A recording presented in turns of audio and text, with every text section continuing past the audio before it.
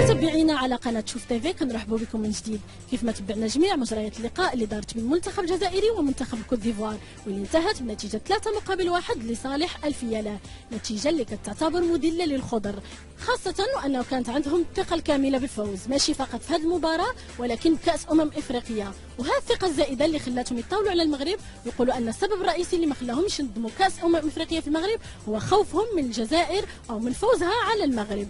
فنسولوا المغاربة شنو رأيهم بهذا الخصوص، خصوصا بعدما قيل عن المغرب. نسولوا الناس.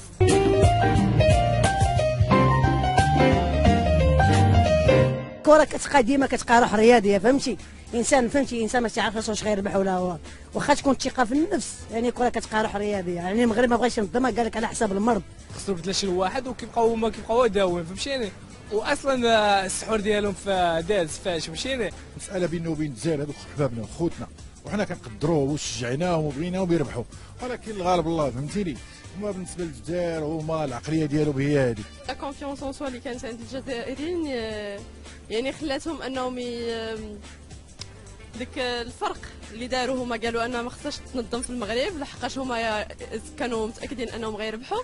مي ابخي ملي ما ربحوش صافي غادا اكد لينا ان احنا يعني غادي يفرح المغاربه وانتوكا، لحقاش ديجا الجزائريين بالنسبه لي انا عنصريين. ولو كانوا هنا في المغرب كنظن ما غاديوش ثلاث الدور هذا، علاش؟ لانه تم دازوها بساطيح وبالغوت والعضان، يعني ومعروفين هما الجزائريه، يعني ما يعني كتعاضوا عاد باش هما كيحداقوا في المغرب. حنا الجزائر بعدا كيف هما جبدوا فينا كلام قلنا خفنا منهم، خوف غير من الله، ولا مكتبه شي حاجه مرحبا بها.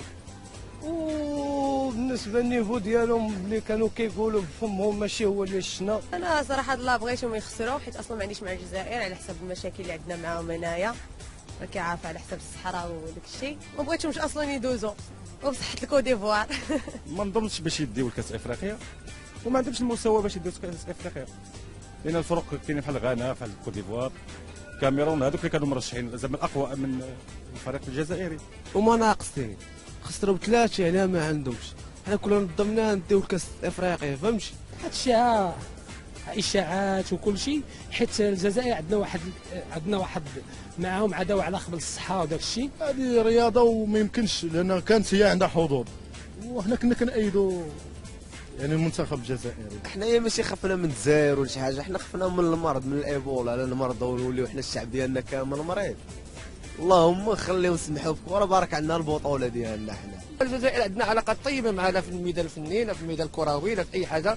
ما عندناش هاد المزايدات نبداو ندخلوها في العلاقات اللي خصها تحسن، وخصها يكون تفتح الحدود ويكون الحوار الاجتماعي ما بيننا وبينهم، ونعالجوا الموضوع ديالنا الحساس ديال الصحراء المغربيه، يعترفوا لنا بها ويحيدوا عليهم هذا الشيء، وحنا دائما مستعدين نستقبلوهم ويستقبلونا، وما خوتنا وحنا خوتهم.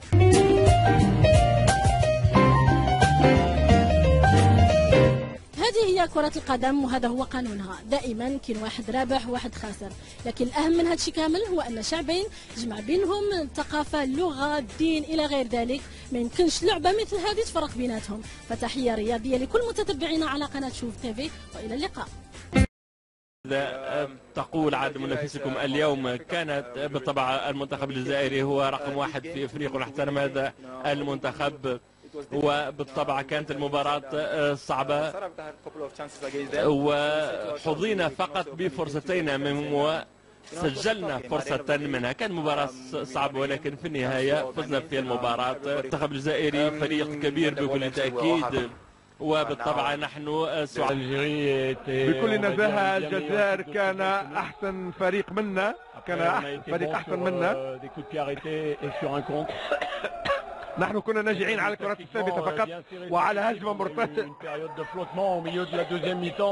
في وسط الشوط الثاني عدلنا الأمور، وأنا كنت مبهورا بلعب الجزائر صراحة، والجزائر كان يستحق أن تذهب إلى أبعد من هذا بكثير.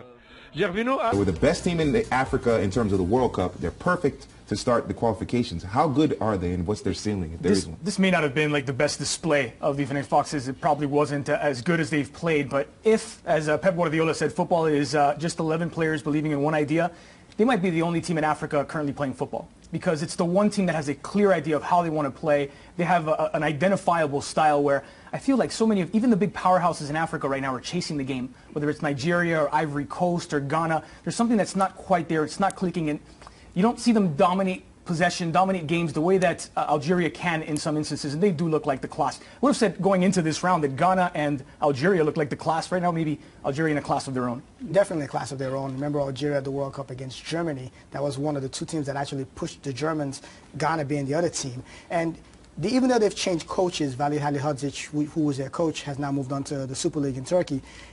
Nothing has changed. The quality of players is still the same. You know, like you said, the players are still the same, but it's just that they stepped their game up a notch, and they definitely are the best team in Africa right now, bar none. And it's funny, this team at the African Cup of Nations in 2013 wasn't necessarily, it was pretty much the same group of players. It wasn't necessarily that great to watch, and people were ready to fire the coach, but he stuck with those players, and look at them now. They've been able to gel, and they've been able to move on. Est-ce que l'hypothèse de voir arriver des milliers, des dizaines de milliers de supporters algériens, vous savez que la frontière est fermée actuellement entre le Maroc et l'Algérie, mais bon là, pour l'occasion, on aurait fait un effort, voir arriver des dizaines de milliers de supporters algériens pour la finale entre l'Algérie et quelle équipe, pourquoi pas le Maroc, enfin, est-ce que les autorités marocaines n'ont pas pris ça en ligne de compte et ne se sont pas dit, bon, ne prenons pas trop de risques? Ouais. Nasser Sandja